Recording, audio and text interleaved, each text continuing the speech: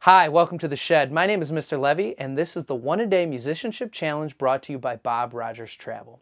For today's challenge, we are going to be writing a two-step blues etude. Writing etudes is a great way for young improvisers to get some language and get a way to play over chord changes and sound like a master. For this etude, we have on shedthemusic.com blues licks sectioned out by the first four measures, the second four measures, and the third four measures of the blues form. What we're going to do is we're going to take one lick from each of these sections and string them together to compose a fantastic, awesome, authentic sounding etude that you can utilize when improvising over the blues. Let's check it out. Okay, to get to this page, click on the link located in the description of the video. Once you're here, you're going to see this is where all of our two-step blues licks are going to be located that you will be writing your etude from. Scroll down and you're going to see a YouTube playlist right in the center of the screen. This playlist contains all of the songs that we have transcribed the licks from. So a fun game to do is to listen to the song and find out where that particular lick is, see how the master used it in their solo, copy their articulation, phrasing, style, all that stuff that makes a jazz performance what it is. Now, we're going to be using Noteflight in this video. If you don't have a Noteflight account, you should definitely sign up for a free Noteflight account. If you are old school and you want to do it pencil and paper, we have PDFs located here that you can utilize. So once you have a Noteflight account set up, we're going to go to our blank blues score. After you open this up, you're going to want to save a copy of this to your Noteflight account. And to save a copy to your Noteflight account, go to the hamburger in the top left-hand corner, open up where it says score and click save a copy. This is going to save a copy of this form into your own Noteflight account and allows you to edit and create your etude. Okay, so now you have a blank form for the blues. You should write two choruses of an etude and practice it until you own it. So let's write a chorus so you can see how the process is done. So you're going to want to go back to your interactive Noteflight links, and we're going to start with phrase 1. I'm going to open up phrase 1, and all of these licks are set up to work over the first four measures. So you could choose any one of them, copy and paste it in, and it's going to sound good. So take a look. We have an Art Farmer, Curtis Fuller, Wes Montgomery, all these great solos, licks that you can use. Miles Davis, JJ. So whoever strikes your fancy, go ahead, play through a few of them, or you could just choose one randomly. I'm going to choose number 14 here, this Miles Davis lick from the walk-in solo. So I'm going to click in the first measure and highlight it. Then in the last measure, after the last note, I'm going to click again after holding down Shift, and that's going to highlight those four measures. Then click Command-C to copy it and go back to your blues blank. I'm going to click in the first measure that I wanted to paste in and do Command-V. And now I have this lick located in the first four measures. Now, before you choose a second phrase lick, I want you to take a look at the end of whatever lick you have chosen. And for me, it ends on a second line G. So to make this solo sound a lot smoother, I am going to copy a lick that starts somewhere around this note. I don't want it to be too far away from it or it's going to sound like jumpy and not very smooth. So keep that last note in mind for when we choose our phrase 2 lick. So we're going to go to our phrase 2 licks now and open up that, and you can save these the same way we saved a blank blues into your own Noteflight account. That way you can manipulate them and change them up. So we have a lot of the same solos, different licks though. So find one that strikes your fancy. So you could choose a Hank Mobley if you wanted. Remember, we're looking for that second line G sharp. Okay, so let's scroll down. All right, how about number 16? It starts on an A, and that's really close to that second line G sharp. Sweets was a great trumpet player who played with Count Basie, and this is from 1 O'Clock Jump. This is a great little solo, so I like the looks of that one, so we'll copy that. We'll click in the first measure, hold down Shift, click after the last note, highlight the whole thing, Command-C, go back to our blues blank, click in the measure that we want, copy it down.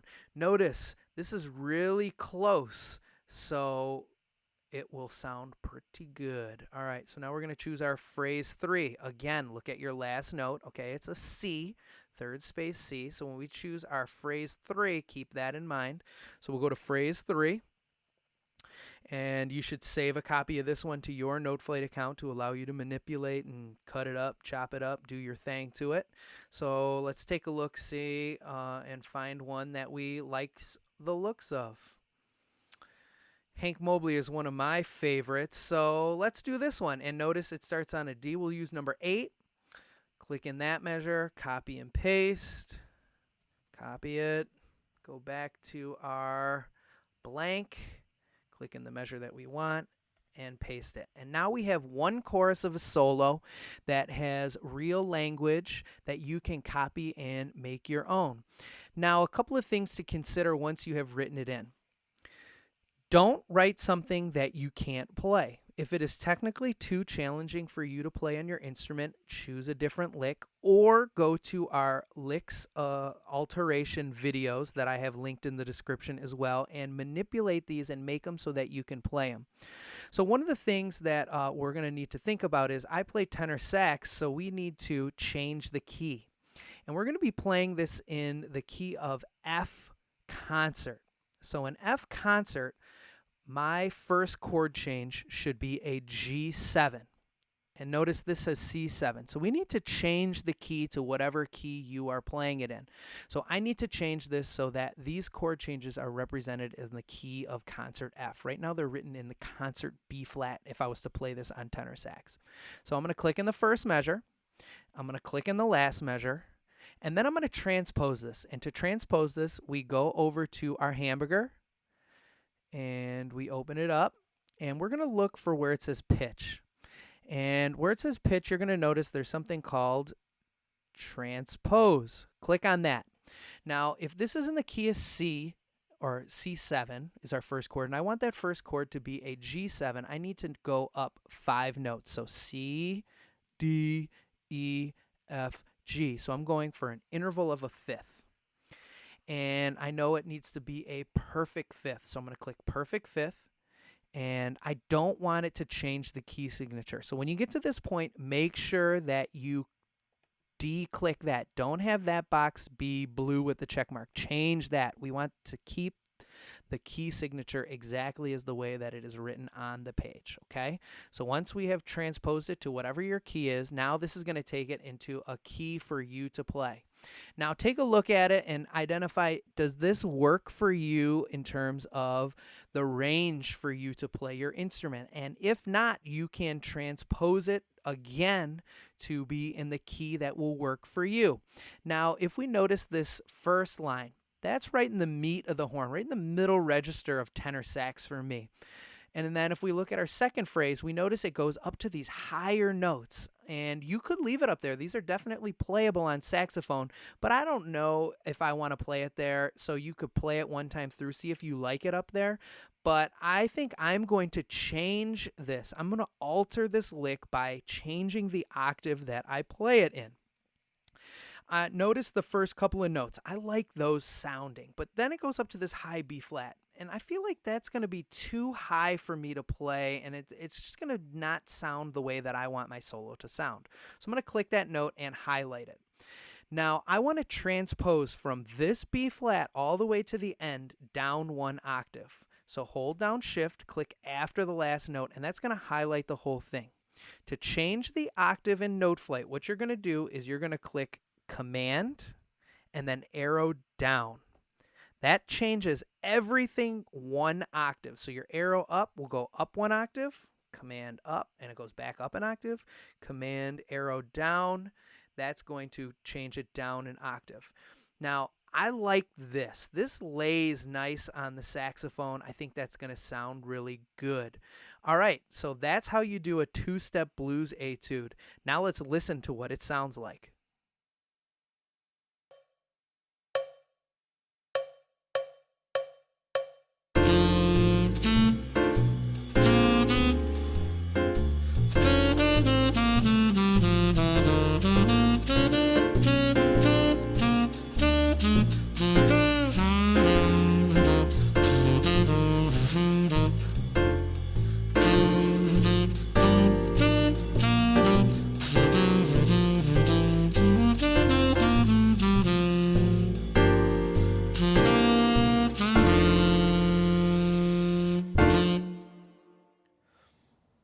Now that you've seen the process of writing an etude and you've heard what it could sound like, go ahead and write a few choruses on your own.